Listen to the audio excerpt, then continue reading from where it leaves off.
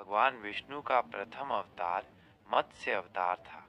यह अवतार तब हुआ जब पृथ्वी पर प्रलय आने वाली थी और वेदों का ज्ञान विलुप्त होने का खतरा था। मत्स्य अवतार की कथा कुछ इस प्रकार है। राजा सत्यव्रत और छोटी मछली। सतयुग के अंत में राजा सत्यव्रत नामक एक धर्मात्मा राजा थे। एक दिन वे कृतमाला नदी में स्नान कर रहे थे और सूर्य देव को अर्घ्य दे रहे थे। तभी उनकी अंजलि में एक छोटी सी मछली आ गई। राजा ने दया करके मछली को वापस नदी में छोड़ दिया, लेकिन मछली ने उनसे विनती की, राजन, मुझे बड़ी मछलियां खा जाएंगी, कृपया मेरी रक्षा करें। राजा सत्यव्रत को मछली पर दया आई और उन्होंने उसे अपने कमंडल में डाल लिया। लेकिन एक ही रात में मछली इतनी बड़ी हो गई कि कमंडल उसके लिए छोटा पड़ गया। राजा ने उसे एक बड़े पात्र में रखा, फिर सरोवर में और अंत में समुद्र में छोड़ दिया। लेकिन हर बार मछली का आकार बढ़ता ही गया। मत्स्य रूप में भगवान विष्णु का दर्शन। जब मछली का आकार बहुत विशाल हो गया, तब राजा सत्यव्रत समझ गए कि ये कोई साधारण मछली नहीं, बल्कि स्वयं भगवान विष्णु है। उन्होंने हाथ जोड़कर भगवान से प्रार्थना की। भगवान विष्णु ने अपने मत्स्य रूप में उन्हें दर्शन दिए और बताया कि आज से 7वें दिन भयंकर जल प्रलय आएगा और तीनों लोग जलमग्न हो जाएंगे। सृष्टि की रक्षा। भगवान ने राजा सत्यव्रत को आदेश दिया कि वे सभी प्रकार के जीव जंतु, पौधे और अन्न के बीजों को एकत्र करें और सप्तर्षियों के साथ एक बड़ी नाव पर बैठ जाएं। जब प्रलय की भीषण लहरें नाव को डगमगाने लगें, तब भगवान स्वयं मत्स्य रूप में प्रकट होकर नाव को अपने सींग से बांधकर सुरक्षित रखेंगे और उसे सुमेरु पर्वत पर ले जाएंगे। वेदों की पुनः स्थापना। प्रलय के समय एक राक्षस जिसका नाम हैग्रीव था, उसने वेदों को चुराकर समुद्र की गहराई में छिपा दिया था, जिससे सृष्टि के ज्ञान का लोप होने का खतरा था। भगवान विष्णु ने मत्स्य अवतार में हयग्रीव का वध किया और वेदों को वापस लाकर ब्रह्मा जी को सौंप दिया, जिससे सृष्टि का ज्ञान पुनः स्थापित हुआ। इस प्रकार भगवान विष्णु ने मत्स्य अवतार लेकर न केवल पृथ्वी और जीवों की रक्षा की, बल्कि वेदों के ज्ञान को भी बचाया। यह अवतार सृष्टि की रक्षा और धर्म की स्थापना का प्रतीक है।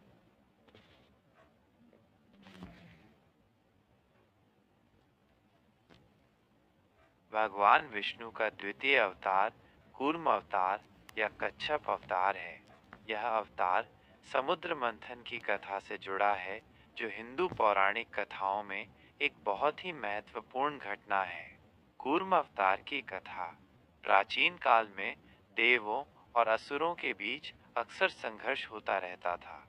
एक बार दुर्वासा ऋषि ने इंद्र को एक दिव्य माला भेंट की। इंद्र ने अहंकारवश उस माला का अनादर किया और उसे अपने हाथी ऐरावत को पहना दिया। ऐरावत ने माला को जमीन पर फेंक दिया और उसे कुचल दिया। दुर्वासा ऋषि इस अपमान से क्रोधित हो गए और उन्होंने देवताओं को शाप दिया कि वे अपनी शक्ति, सौंदर्य और लक्ष्मी संपत्ति खो देंगे। शाप के कारण देवता शक्तिहीन और श्रीहीन हो गए। असुरों ने इस स्थिति का लाभ उठाया और स्वर्ग पर आक्रमण कर दिया।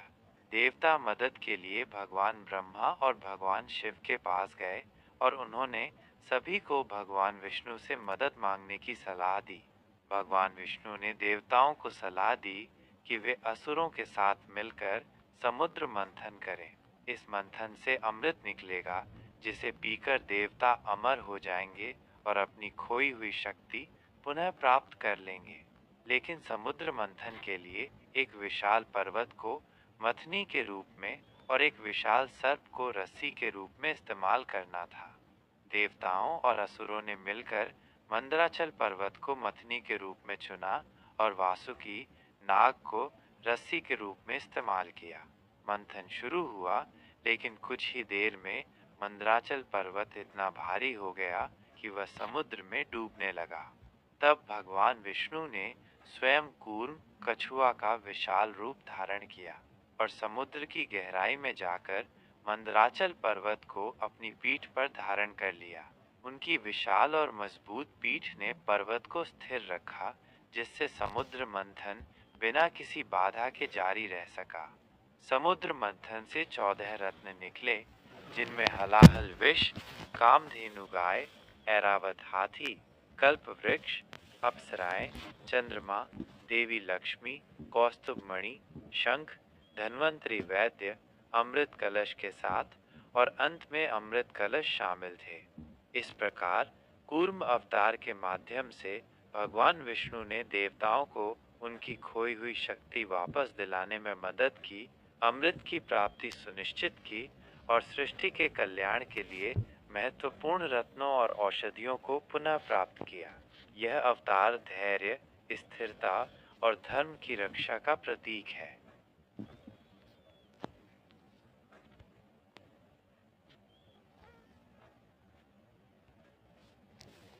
भगवान विष्णु का तृतीय अवतार वराह अवतार है। यह अवतार पृथ्वी को एक दुष्ट राक्षस हिरण्याक्ष से बचाने के लिए लिया गया था। वराह अवतार की कथा। सत्ययुग में जब ब्रह्मा जी सृष्टि की रचना कर रहे थे, तो उनके मानस पुत्रों में से एक सनकादि मुनियों के शाप के कारण भगवान विष्णु के दो द्वारपाल जय और विजय पृथ्वी पर राक्षस के रूप में जन्मे। इनमें से एक का नाम हिरण्याक्ष था। हिरण्याक्ष बहुत शक्तिशाली और अहंकारी राक्षस था। उसने ब्रह्मा जी से वरदान प्राप्त किया था कि उसे न कोई देव, न मनुष्य, न पशु और न ही किसी अस्त्र शस्त्र से मारा जा सकता है। इस वरदान के अहंकार में चूर होकर उसने पृथ्वी पर अत्याचार करने शुरू कर दिए। उसने अपनी शक्ति का दुरुपयोग करते हुए पृथ्वी को उठाकर रसातल पाताल लोक के नीचे एक गहरा जलमग्न स्थान में ले जाकर छिपा दिया। पृथ्वी के रसातल में चले जाने से संतुलन बिगड़ गया और सभी प्राणी भयभीत हो गए। देवता और ऋषि मुनि ब्रह्मा जी और भगवान विष्णु से पृथ्वी को बचाने की प्रार्थना करने लगे। जब ब्रह्मा जी ने पृथ्वी को रसातल से निकालने के लिए गहन चिंता की, तब उनके नासिका नाक से एक छोटा सा वराह सुअर का बच्चा प्रकट हुआ। देखते ही देखते यह वराह विशालकाय रूप धारण कर लिया। यह वराह कोई साधारण पशु नहीं, बल्कि स्वयं भगवान विष्णु का अवतार था। भगवान वराह ने अपनी विशाल शक्ति का प्रदर्शन करते हुए समुद्र में डुबकी लगाई और रसातल में प्रवेश किया। वहां उन्होंने हिरण्याक्ष का सामना किया, जिसने पृथ्वी को अपने कब्जे में ले रखा था। वराह भगवान और हिरण्याक्ष के बीच एक भीषण युद्ध हुआ, जो हजारों वर्षों तक चला। अंततः भगवान वराह ने अपने तीखे दांतों से हिरण्याक्ष का वध किया। हिरण्याक्ष का वध करने के बाद भगवान वराह ने अपने दांतों पर पृथ्वी को उठाया और उसे वापस उसके मूल स्थान पर स्थापित कर दिया। इस प्रकार उन्होंने पृथ्वी को विनाश से बचाया और धर्म की पुनर्स्थापना की। वराह अवतार भगवान विष्णु के पराक्रम, शक्ति और धर्म की रक्षा के दृढ़ संकल्प का प्रतीक है।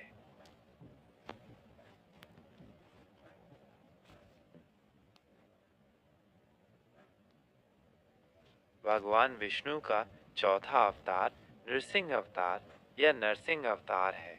यह अवतार भगवान विष्णु के सबसे उग्र और शक्तिशाली रूपों में से एक माना जाता है, जो अपने भक्त प्रहलाद की रक्षा और दुष्ट राक्षस हिरण्यकशिपु का वध करने के लिए प्रकट हुए थे। नृसिंह अवतार की कथा। पूर्व के वराह अवतार में भगवान विष्णु ने हिरण्याक्ष का वध किया था।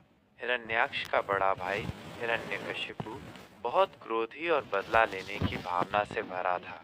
उसने अपने भाई की मृत्यु का प्रतिशोध लेने के लिए भगवान विष्णु से घृणा करना शुरू कर दिया।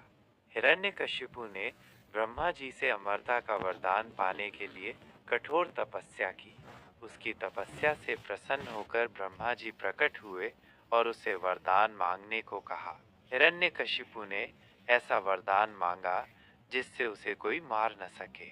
वह न दिन में मरे न रात में, वह न घर के भीतर मरे न बाहर, वह न मनुष्य द्वारा मरे न पशु द्वारा, वह न धरती पर मरे न आकाश में, वह न किसी अस्त्र से मरे न शस्त्र से।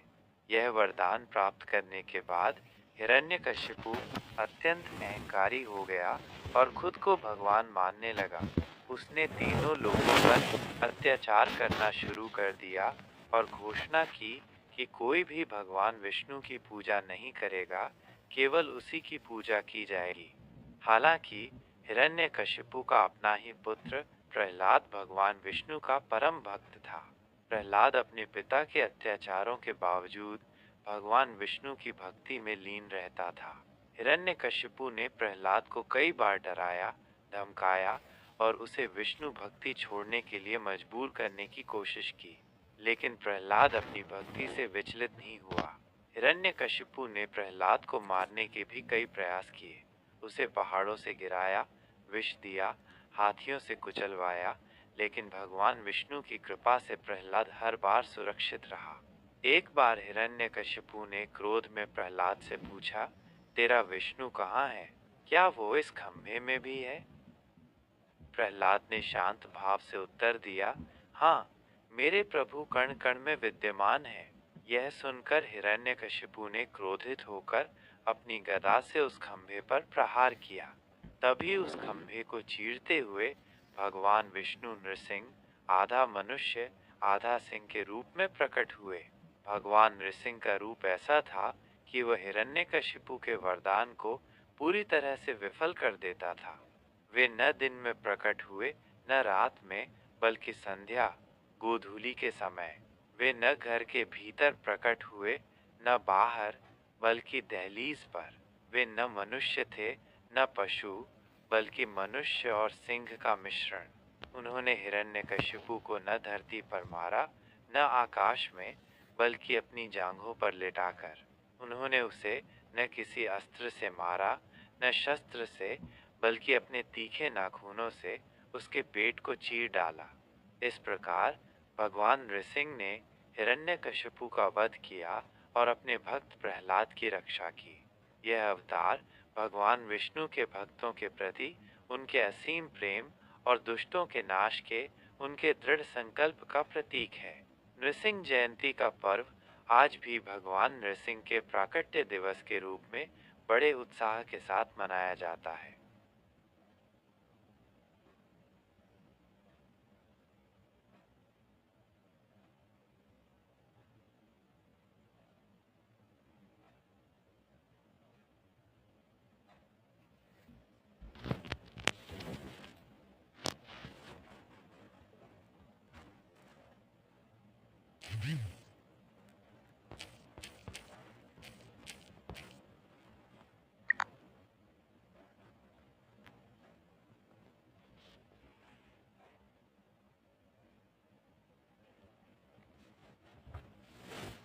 भगवान विष्णु का पांचवा अवतार वामन अवतार है।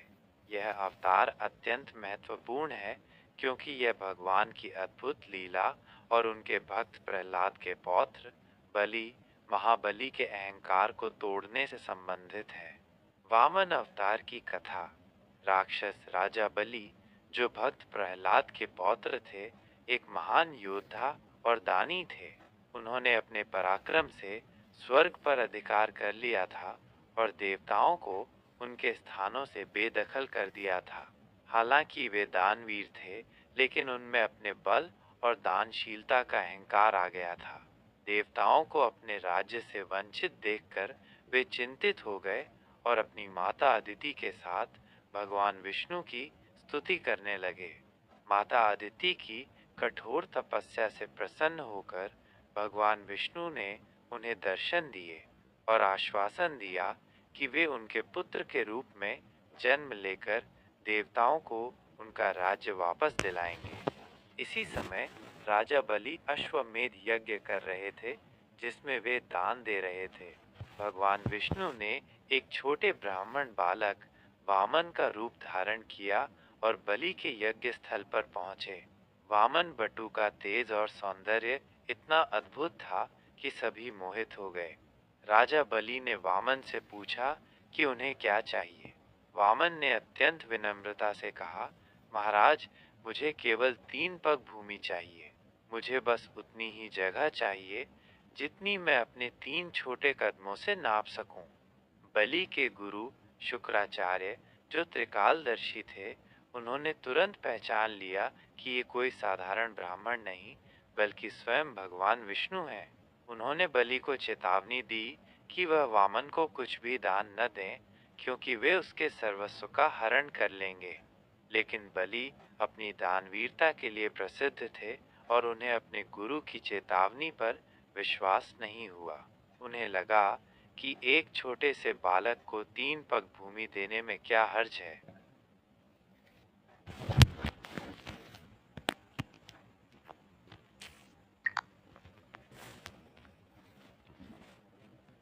उन्होंने हंसते हुए वामन को 3 पग भूमि दान करने का संकल्प लिया।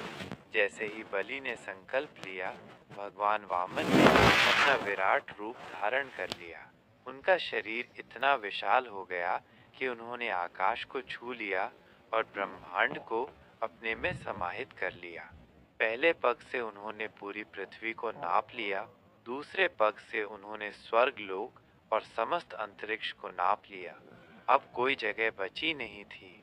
वामन ने बलि से पूछा, बलि, मैंने 2 पग में सब कुछ नाप लिया, अब बताओ तीसरा पग कहाँ रखूं? राजा बलि, जो अपने दान में वचनबद्ध थे और अपने गुरु की चेतावनी को नजरअंदाज करने के अपने निर्णय से स्तब्ध थे, ने विनम्रता पूर्वक कहा, प्रभु, अब मेरे पास अपना शरीर ही शेष है। कृपया अपना तीसरा पग मेरे सिर पर रखें। भगवान वामन ने अपना तीसरा पग बलि के सिर पर रखा, जिससे बलि पाताल लोक में चले गए। इस प्रकार भगवान विष्णु ने बलि के अहंकार को तोड़ा और देवताओं को उनका राज्य वापस दिलाया। बलि की दानवीरता से प्रसन्न होकर भगवान विष्णु ने उन्हें वरदान दिया कि वे पाताल लोक के राजा बने रहेंगे और हर वर्ष ओणम के अवसर पर पृथ्वी पर आकर अपनी प्रजा से मिल सकेंगे। वामन अवतार भगवान की अद्भुत लीला, उनके द्वारा धर्म की स्थापना और अहंकार का विनाश का प्रतीक है। यह हमें सिखाता है कि अहंकार कितना भी बड़ा क्यों न हो, भगवान की शक्ति के सामने वो तुच्छ है।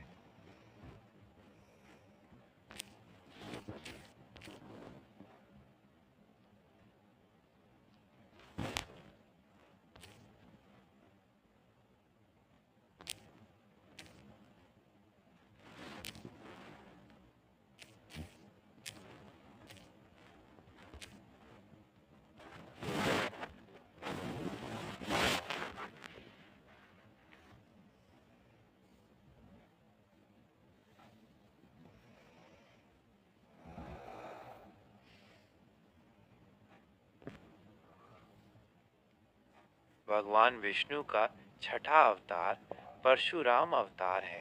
यह अवतार त्रेता युग में हुआ था और इसे ब्राह्मणों के सम्मान की रक्षा और क्षत्रियों के अहंकार को नष्ट करने से जोड़ा जाता है। परशुराम अवतार की कथा। परशुराम का जन्म भृगुवंशी ऋषि जमदग्नि और उनकी पत्नी रेणुका के यहाँ हुआ था। उनका मूल नाम राम था, लेकिन भगवान शिव से परशु, एक प्रकार की कुल्हाड़ी प्राप्त करने के बाद वे परशुराम कहलाए, जिसका अर्थ है कुल्हाड़ी के साथ राम। वो एक ब्राह्मण थे, लेकिन उन्होंने क्षत्रिय के गुणों को भी धारण किया था और एक महान योद्धा थे। इस अवतार का मुख्य कारण क्षत्रिय राजाओं का अत्याचार और अहंकार था। उस समय कई क्षत्रिय राजा अधर्मी हो गए थे और वे ब्राह्मणों और आम जनता पर अत्याचार कर रहे थे। उन्होंने अपनी शक्ति का दुरुपयोग करना शुरू कर दिया था। कथा का एक महत्वपूर्ण प्रसंग राजा कार्तवीर्य अर्जुन से जुड़ा है। कार्तवीर्य अर्जुन 1000 भुजाओं वाला एक शक्तिशाली राजा था। एक बार वो अपनी सेना के साथ ऋषि जमदग्नि के आश्रम में आया। ऋषि जमदग्नि के पास कामधेनु गाय थी, जो सभी इच्छाओं को पूरा करती थी। कामधेनु की मदद से ऋषि ने राजा और उसकी पूरी सेना का भव्य स्वागत किया। कार्तवीर्य अर्जुन कामधेनु की शक्ति से प्रभावित हुआ और उसे जबरन अपने साथ ले जाना चाहा। जब ऋषि जमदग्नि ने विरोध किया तो कार्तवीर्य अर्जुन ने उनका वध कर दिया और कामधेनु को अपने साथ ले गया। जब परशुराम को इस घटना का पता चला तो वे अत्यंत क्रोधित हुए। उन्होंने अपने पिता के वध और कामधेनु के अपहरण का प्रतिशोध लेने का संकल्प लिया। परशुराम ने अपनी दिव्य कुल्हाड़ी परशु लेकर कार्तवीर्य अर्जुन की राजधानी महिष्मति पर आक्रमण किया। उन्होंने कार्तवीर्य अर्जुन का वध किया और उसकी 1000 भुजाओं को काट दिया। इसके बाद परशुराम ने 21 बार पृथ्वी से दुष्ट और अहंकारी क्षत्रियों का संहार किया, क्योंकि उनकी माता रेणुका ने अपने पति की मृत्यु पर 21 बार छाती पीटी थी। उन्होंने सभी क्षत्रिय राजाओं को हराकर पृथ्वी को उनसे मुक्त कराया और फिर सारी भूमि कश्यप ऋषि को दान कर दी। परशुराम को चिरंजीवी अमर माना जाता है और यह माना जाता है कि वे आज भी महेंद्रगिरी पर्वत पर तपस्या कर रहे हैं। वे भगवान राम के काल में भी उपस्थित थे और उन्होंने रामायण और महाभारत दोनों में महत्वपूर्ण भूमिका निभाई। परशुराम अवतार धर्म की स्थापना, न्याय की पुनर्स्थापना और अहंकारी शासकों के विनाश का प्रतीक है। ये दर्शाता है कि जब अधर्म बढ़ता है तो भगवान उसे नष्ट करने के लिए किसी भी रूप में प्रकट होते हैं।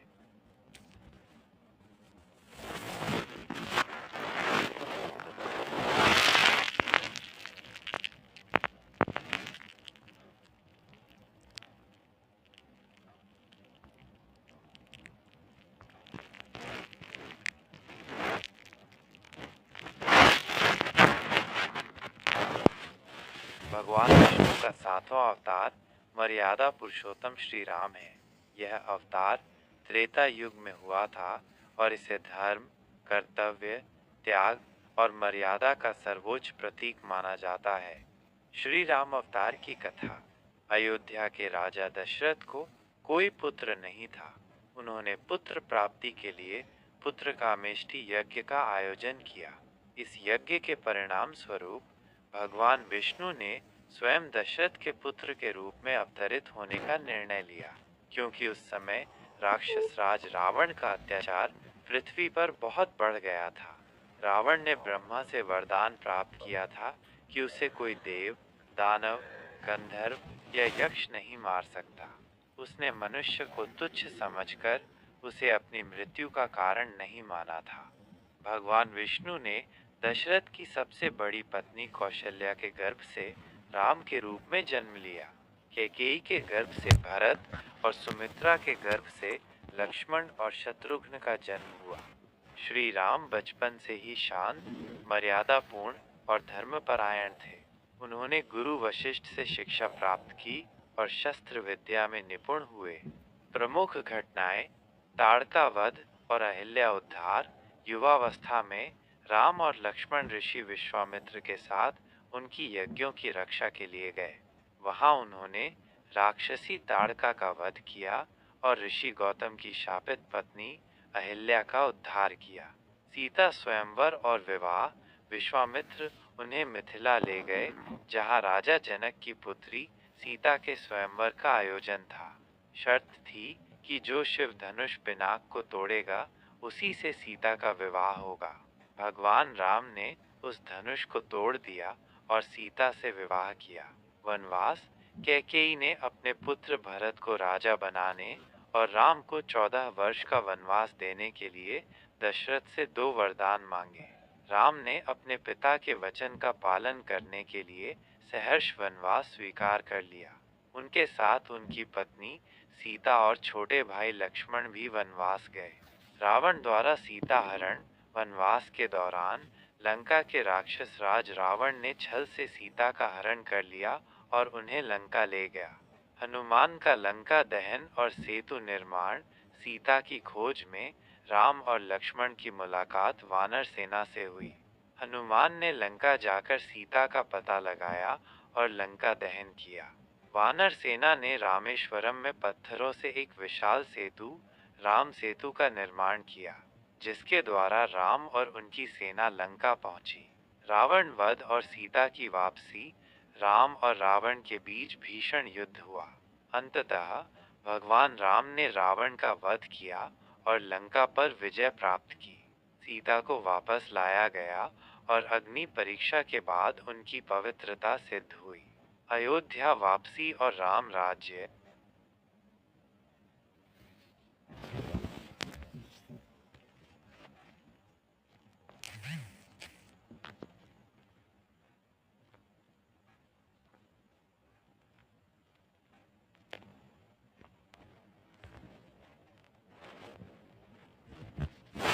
भगवान विष्णु का 8वां अवतार श्री कृष्ण है।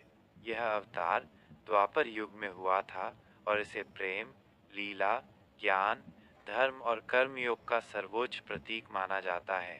श्री कृष्ण का जीवन और उनकी शिक्षाएं हिंदू धर्म के लिए अत्यंत महत्वपूर्ण है, विशेष रूप से भगवद गीता के माध्यम से। श्री कृष्ण अवतार की कथा। श्री कृष्ण का जन्म मथुरा में बंदी गृह में भाद्रपद मास के कृष्ण पक्ष की अष्टमी तिथि को, जिसे जन्माष्टमी के रूप में मनाया जाता है, हुआ था। वे देवकी और वसुदेव के 8वें पुत्र थे। उनका जन्म कंस के आतंक को समाप्त करने और धर्म की स्थापना के लिए हुआ था। जन्म और बचपन। कंस देवकी का चचेरा भाई था, जिसे भविष्यवाणी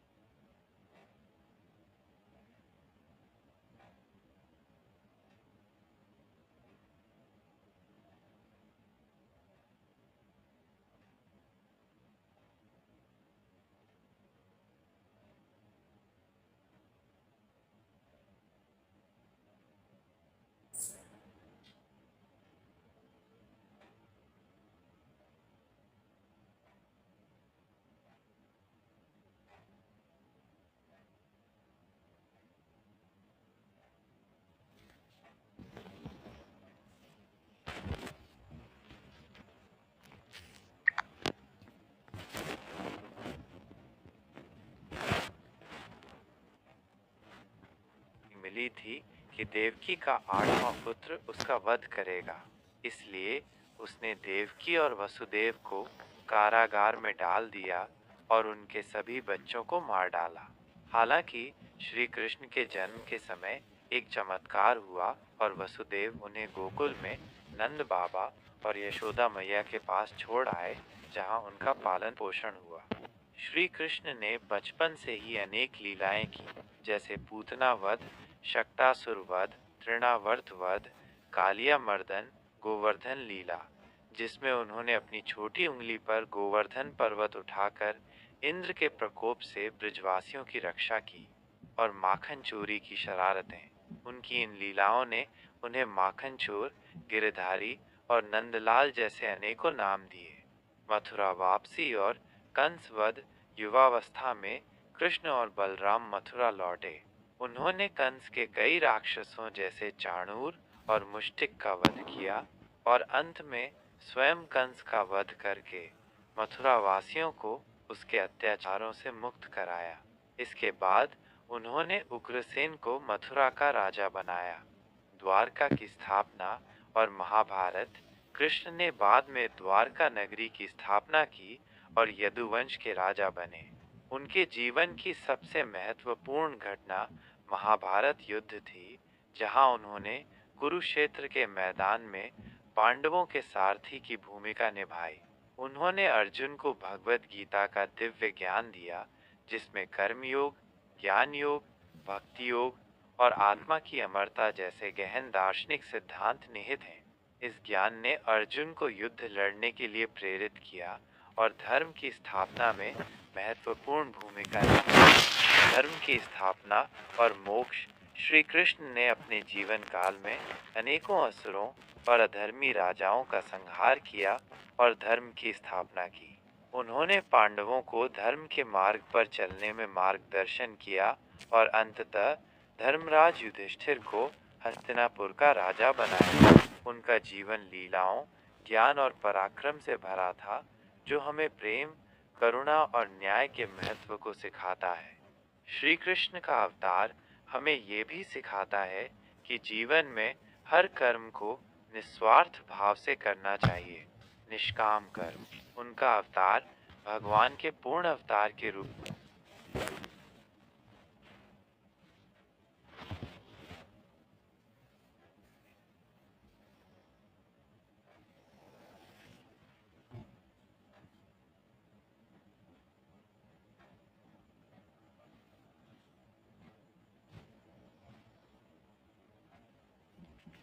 भगवान विष्णु का 9वां अवतार भगवान बुद्ध है।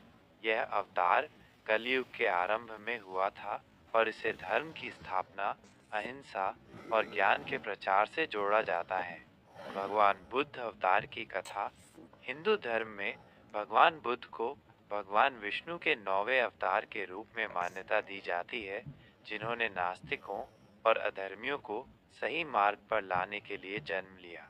यह दृष्टिकोण मुख्यतः कुछ पुराणों जैसे अग्नि पुराण, भागवत पुराण और गरुड़ पुराण में मिलता है, जहां उन्हें विष्णु के अवतारों में सूचीबद्ध किया गया है। जन्म और प्रारंभिक जीवन। भगवान बुद्ध का जन्म लुम्बिनी, वर्तमान नेपाल में सिद्धार्थ गौतम के रूप में हुआ था। उनके पिता शुद्धोदन शाक्य गणराज्य के राजा थे और उनकी माता माया देवी थी।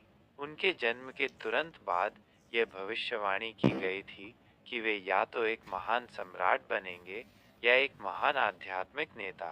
उनके पिता चाहते थे कि वे एक सम्राट बने, इसलिए उन्होंने सिद्धार्थ को दुनिया के दुखों से दूर रखा और उन्हें राजसी सुख सुविधाओं में पाला।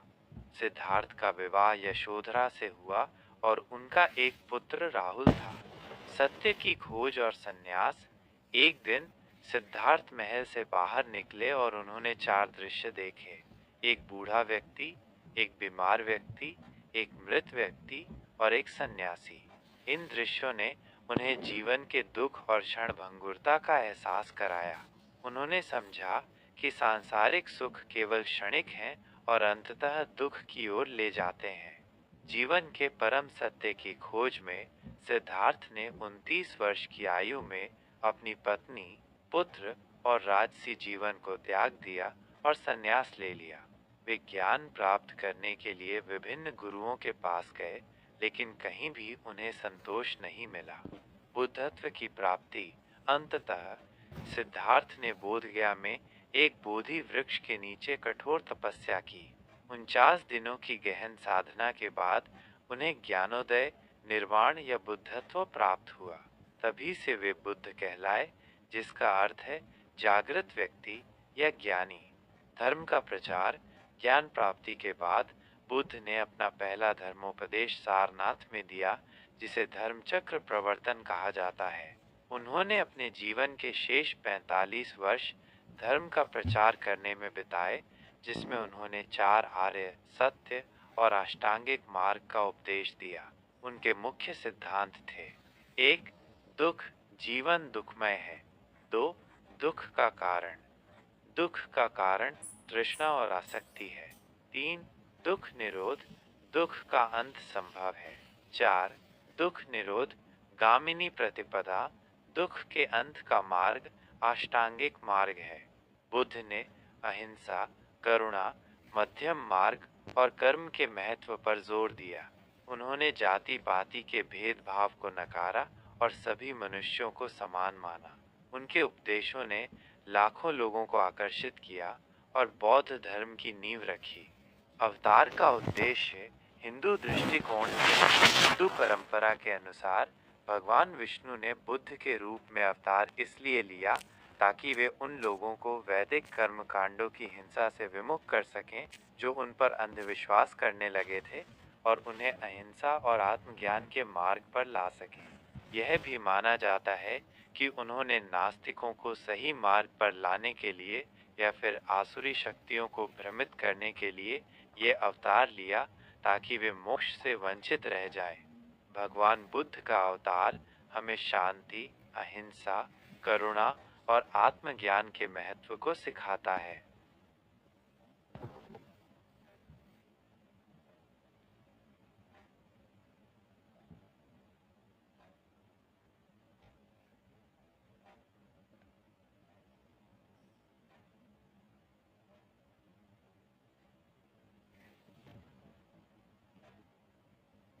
भगवान विष्णु का 10वां और अंतिम अवतार कल्कि अवतार है। यह अवतार अभी होना बाकी है और माना जाता है कि यह कलयुग के अंत में होगा, जब पृथ्वी पर अधर्म और पाप अपनी चरम सीमा पर पहुंच जाएंगे। कल्कि अवतार की कथा विभिन्न पुराणों जैसे कल्कि पुराण, भविष्य पुराण और भागवत पुराण में कल्कि अवतार का विस्तृत वर्णन मिलता है। यह अवतार कलयुग के अंत में धर्म की पुनर्स्थापना और दुष्टों के संहार के लिए होगा।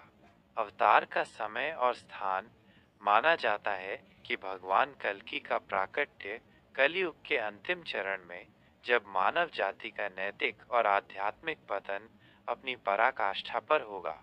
कुछ ग्रंथों के अनुसार वे शंभल ग्राम या संभल ग्राम नामक स्थान पर विष्णुयश नामक ब्राह्मण के घर जन्म लेंगे।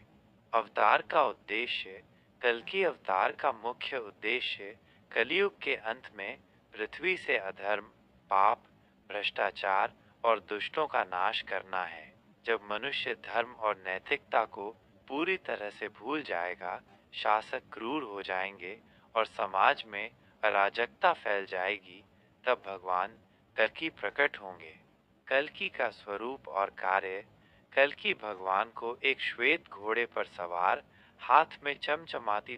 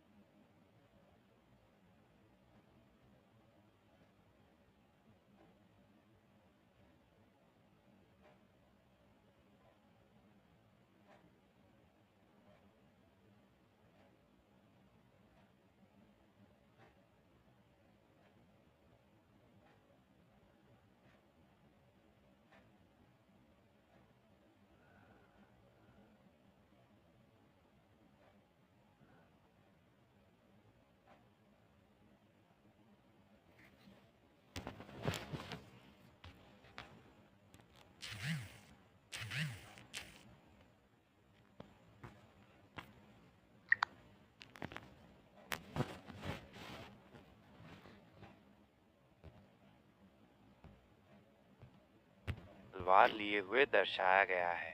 वे तीव्र गति से पृथ्वी पर भ्रमण करेंगे और दुष्टों, चोरों और अधर्मियों का संहार करेंगे। उनकी तलवार इतनी शक्तिशाली होगी कि वो दुश्मनों को पलक झपकते ही नष्ट कर देगी। वे उन सभी शासकों और व्यक्तियों का वध करेंगे जो अन्याय और अत्याचार फैला रहे हैं। वे धर्म की पुनर्स्थापना करेंगे और सतयुग की शुरुआत का मार्ग प्रशस्त करेंगे। कल्कि अवतार के बाद कलियुग का अंत होगा और एक नए युग सतयुग का आरंभ होगा, जिसमें धर्म, न्याय और शांति पुनः स्थापित होगी। पुराणों में वर्णन कल्कि पुराण में बताया गया है कि कल्कि भगवान केवल दुष्टों का संहार ही नहीं करेंगे, बल्कि उन शेष धर्मपरायण लोगों का भी मार्गदर्शन करेंगे जो कलयुग के अंत तक जीवित रहेंगे। वे उन्हें आध्यात्मिक ज्ञान प्रदान करेंगे और उन्हें एक नए युग की शुरुआत के लिए तैयार करेंगे। कल्कि अवतार ये दर्शाता है कि जब जब धर्म का पतन होगा और अधर्म बढ़ेगा, भगवान विष्णु पृथ्वी पर आकर धर्म की स्थापना करेंगे। यह एक चक्र है जिसमें युगों का परिवर्तन होता रहता है और भगवान सदैव अपने भक्तों की रक्षा तथा धर्म की स्थापना के लिए प्रकट होते हैं।